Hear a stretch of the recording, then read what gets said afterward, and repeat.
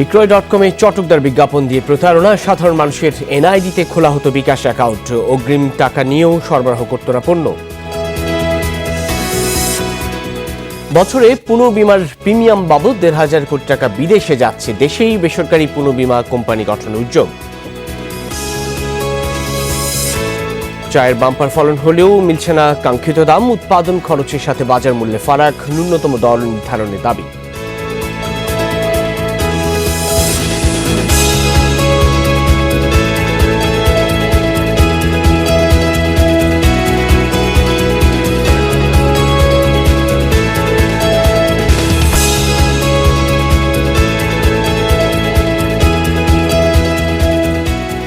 এতক্ষণ শিরোনাম দেখছিলেন, আপনাদের সাথে আছে আমি সাইফুদ্দিন রবিন।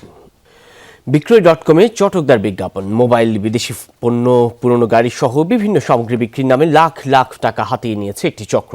গ্রাহকের আস্থা অর্জনে ব্যবহার করা হতো পুলিশের পরিচয়, পণ্য সরবরাহের কথা বলে নেওয়া হতো অগ্রিম টাকা, গ্রামের সাধারণ মানুষের এনআইডি দিয়ে খোলা হতো বিকাশ অ্যাকাউন্ট। অবশেষে সেই প্রতারক চক্রটিকে গ্রেফতার করেছে ঢাকার ডিবি পুলিশের সাইবার টিম। মনিরুল ইসলামের রিপোর্ট। পুরানো জিনিসগুলো কি আর ডিম পারে? অনলাইনে কেনাবেচার হাট, নতুন পুরাতন মোবাইল, গাড়ি, বিদেশি পণ্য সহ নানা জিনিসের চটকদার বিজ্ঞাপন। কেউ কিছু কেনাবেচা করতে চাইলে পরস্পর যোগাযোগ করে পণ্য কেনাবেচা করতে পারে। এজন্য কমিশন নিয়ে থাকে অনলাইন প্রতিষ্ঠানগুলো। সেই সুযোগ কাজে লাগাচ্ছে কিছু প্রতারক। রাজধানীর খিলগাঁওয়ের আবু বকর সিদ্দিক বিক্রয়.কম থেকে মোবাইল অর্ডার দিলে বিক্রেতা তার কাছে বিকাশে অগ্রিম টাকা চান। পরে মোবাইল ফোনটি বাসার ঠিকানায় ডেলিভারি দেওয়া হয়েছে বলে জানায় প্রতারক। প্রমাণস্বরূপ সুন্দরবন কুরিয়ারের একটি চালানপত্রও পাঠানো হয়, কিন্তু মাস পেরিয়ে গেলেও ফোনের খোঁজ মেলে না। হঠাৎ করে বন্ধ হয়ে যায় প্রতারকদের ফোন নম্বরগুলো, এমনকি বিক্রয়.কম থেকে তাদের তথ্য এবং আইডি লাপাত্তা। ওরা বলতেছে যে ভাই আপনি কি ফোন নেবেন? আমি জি নিব, আমার এটা খুব ফেভারিট একটা ফোন। ওরা বলতেছে তাহলে আমি কুরিয়ার সার্ভিসে যাবো। আমি জি, ফুল বক্সটা নিয়ে, চার্জার বক্সটা সব নিয়ে আপনি চলে যান। 1-2 ঘন্টা পরে সব নাম্বারে অফ, মানে কোনো নাম্বারে আমি করতে পারতেছি না। পরে আমাদের লোকাল ইয়াতে গেলাম, সুন্দরবন কুরিয়ার সার্ভিসে গেলাম, গিয়ে বলতেছি যে দেখাইলাম। ওরা বলতেছে আসলে তো এরকম কোনো রিসিভ আমাদের এখানে হয় না। একই অবস্থা কুমিল্লার মেহেদি হাসান ও গাজীপুরের তারেক হোসেনের। তারা সবাই একই প্রতারকের থেকে পণ্য কিনতে গিয়ে ফাঁদে পড়েছেন। ভুক্তভোগীদের অভিযোগ, প্রতারকদের একজন নিজেকে পুলিশ সদস্য পরিচয় দিয়ে আইডি কার্ডও দেখাতেন। যে প্রাইসটা দিয়েছিল এখান থেকে কিছুটা কমে ওনার সাথে আমার ডিল হয়, তো উনি বললেন যে আমি একজন পুলিশ কনস্টেবল। তো আমি সেই কথায় বিশ্বাস করি যে যেহেতু পুলিশ কনস্টেবল, সেক্ষেত্রে ধোঁকা খাওয়ার কোনো সম্ভাবনা নাই। বেশ কয়েক মাস ধরে বহুজনের সাথে এসব প্রতারণার পর অবশেষে চক্রের 3 হোতা শিখন, আলামিন ও বিপ্লবকে গ্রেফতার করেছে গোয়েন্দা পুলিশের সাইবার ক্রাইম ইউনিট। প্রায় 7 শতাধিক জিমেইল অ্যাড্রেস তারা খুলেছে, জিমেইল অ্যাকাউন্ট খুলেছে, এবং এই জিমেইল এই ভুয়া জিমেইল অ্যাকাউন্ট এবং ভুয়া সিম এর নাম্বার এগেনস্টে তারা বিক্রয়.কমে তারা মোবাইল বিক্রি বিজ্ঞাপন দিই। বিক্রয়.কমের আসলে অনেক লায়াবিলিটি আছে। এটা ইতিপূর্বে বিক্রয়.কমে অনেকগুলি ঘটনা এরকম ঘটেছে, যেহেতু এটা একটা প্ল্যাটফর্ম। শুধু তাই নয়, সুন্দরবন কুরিয়ারের মতো প্রতিষ্ঠান থেকে এরা টাকার বিনিময়ে খালি চালানপত্রের বই কিনে আনত প্রতারকরা। এখানে কুরিয়ার সার্ভিসরা যাদের বই মুড়িগুলি বিক্রি করে দিল 30-40 হাজার টাকার বিনিময়ে, কুরিয়ার সার্ভিসের যারা কর্তৃপক্ষ আছে তাদেরকে ওই বিষয়ে সজাগ থাকা উচিত, তার বইগুলি কীভাবে গেলে। প্রতারণা ঠেকাতে পণ্য হাতে পাওয়ার আগে অগ্রিম টাকা পরিশোধ না করা, অর্থাৎ ক্যাশ অন ডেলিভারির পরামর্শ পুলিশের। মনিরুল ইসলাম, যমুনা নিউজ, ঢাকা। প্রতি বছর প্রায় ১,৫০০ কোটি টাকা বিদেশে যাচ্ছে পুনর্বিমা বা রি-ইন্স্যুরেন্সের প্রিমিয়াম বাবদ। তবে শুধু সরকারি একটি পুনর্বিমা কোম্পানি থাকায় প্রতিযোগিতাপূর্ণ বিমা ব্যবসা ব্যাহত হচ্ছে বলে মনে করেন এই খাত সংশ্লিষ্টরা। তাই দেশেই বেসরকারি পুনর্বিমা কোম্পানি গঠনের উদ্যোগ নেওয়া হয়েছে। সুশান্ত সিনহা জানাচ্ছেন বিস্তারিত। রপ্তানি ও আমদানিকৃত সকল পণ্যের সুরক্ষায় বাধ্যতামূলকভাবে করতে হয় নৌবিমা। একইভাবে কারখানাসহ ভবনের আগুনের দুর্ঘটনা ঝুঁকি রোধে করা হয় অগ্নিবিমা। এছাড়াও আছে বাস, ট্রাক সহ যানবাহনের জন্য মোটর বিমা। সব মিলিয়ে অগ্নি, নৌ, মোটর ও বিবিধ এই 4 ধরনের বিমা করে নন লাইফ বা সাধারণ বিমা কোম্পানিগুলো। এসব বিমা গ্রহণের পর পুনঃবিমা করতে হয় সরকারি প্রতিষ্ঠান সাধারণ বিমা কর্পোরেশনের সাথে, বাকি অর্ধেকটা করতে হয় বিদেশি পুনঃবিমা কোম্পানির সাথে। ফলে প্রতি বছর বিদেশে চলে যাচ্ছে ১,৫০০ কোটি টাকা পুনঃবিমার প্রিমিয়াম। আমাদের যে নন লাইফ 45 অপারেটরস আছে, তারা যদি একটা কালেকটিভ একটা এফার্ট নেয় এবং সেখানে যদি পুল করে একটা রিইনস্যুরেন্স কোম্পানি তৈরি করে, তাহলে এখানে বাহিরে যে ইন্স্যুরেন্সটা হয় সেটা আবার এটা কিন্তু বিগ একটা পুল হবে, having high paid up capital. বড় বড় আপনার প্রকল্পগুলো হচ্ছে এগুলোর আপনার কাভারেজটা আমাদের দেশেই করা সম্ভব। তাই তো দেশে বেসরকারি উদ্যোগে পুনঃবীমা কোম্পানি গঠনের উদ্যোগ নিয়েছে নিয়ন্ত্রক সংস্থা IDRA ও বীমা উদ্যোক্তাদের সংগঠন বাংলাদেশ ইন্স্যুরেন্স অ্যাসোসিয়েশন। আশেপাশের দেশগুলোতে কিন্তু অ্যাক্টিভ ইন্স্যুরেন্স কোম্পানি নেই।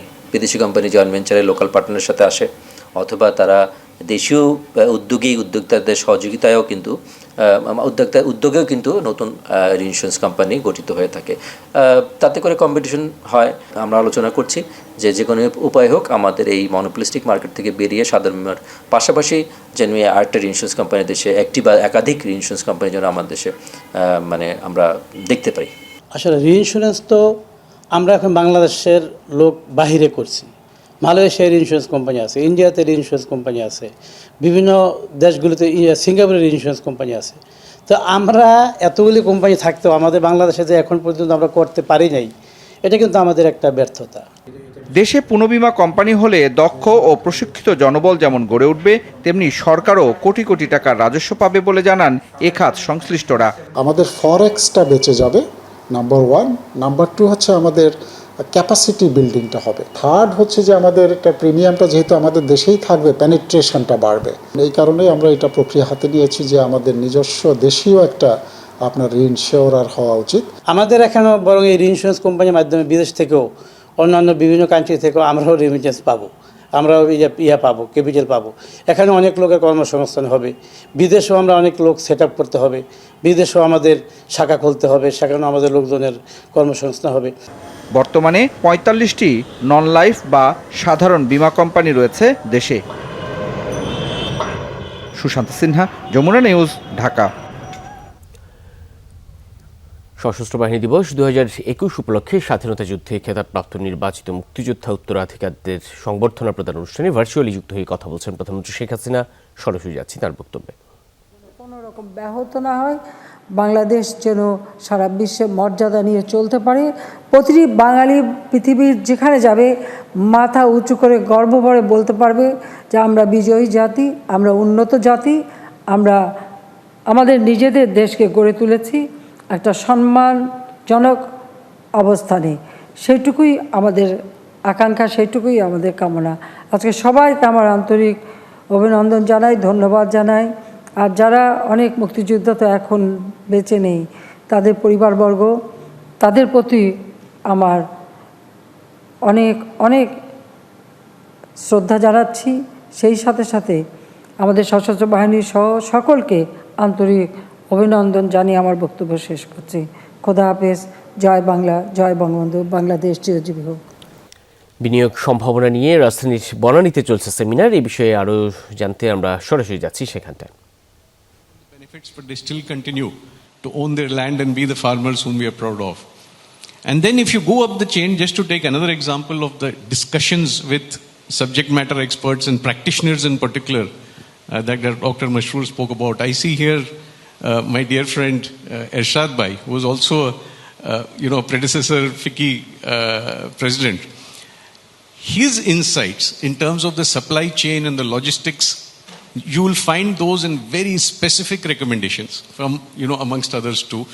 There are some laws, I think, which date back to the 19th century, which still need to be updated. He told us exactly which one, right? And specific recommendations in terms of rules, regulations, policies, and how that infrastructure can be built. So I'm just giving an example that the trend is clear. We identified the sector. It's critical. It's a combination of food security and growth. If you take example of agriculture value-added processing, end-to-end and very specific recommendations. Which is the right lower block. This report presents a 360-degree perspective. It starts from the national vision, which works as the pretext and the rationale and motivation, because the national vision and the development priorities do have or should have a say in terms of what you prioritize as your growth drivers. From there, we go to the sector value chain assessment, identifying the full scale or the full spectrum of the value chain of these three sectors to the extent possible, and then coming to policy reforms and actions to action, very specific action plans, not only on the part of government, but also on the part of private sector. Shekhar, I just wanted to build on something briefly that Shekhar mentioned, just as an example, and which is a power of this left-hand side lower block, the global success stories, or benchmarking, which is really helpful because best practices, they help identify and fill in knowledge gaps and thereby cut down. বিনিয়োগ বিষয়ক সেমিনারে আমরা ছিলাম এতক্ষণ। দেশে এবার চা উৎপাদনের লক্ষ্যমাত্রা ছাড়ালেও মিলছে না কাঙ্ক্ষিত মূল্য। অভ্যন্তরীণ চাহিদা হ্রাস, চোরাচালান, প্রাকৃতিক বৈরিতা সহ নানামুখী সমস্যায় জর্জরিত এই শিল্প। সাথে রয়েছে উৎপাদন ব্যয়ের ঊর্ধ্বগতি ও নিম্নমুখী বাজার দর। চা শিল্প রক্ষায় উৎপাদন ব্যয় কমাতে শ্রমিকদের কর্মক্ষমতা বৃদ্ধির পাশাপাশি সরকারি প্রণোদনা বাড়ানোর পরামর্শ সংশ্লিষ্টদের। সেই সাথে সর্বনিম্ন বাজার দর নির্ধারণের দাবি তাদের। চলতি বছর দেশে চা উৎপাদনের লক্ষ্যমাত্রা ধরা হয় 7,77,00,000 কেজি। এবার অক্টোবরের মধ্যেই ছাড়িয়েছে লক্ষ্যমাত্রা। উৎপাদন হয়েছে 7,93,00,000 কেজি চা। উৎপাদন বাড়লেও চায়ের কাঙ্ক্ষিত দর ক্রমেই নিম্নমুখী।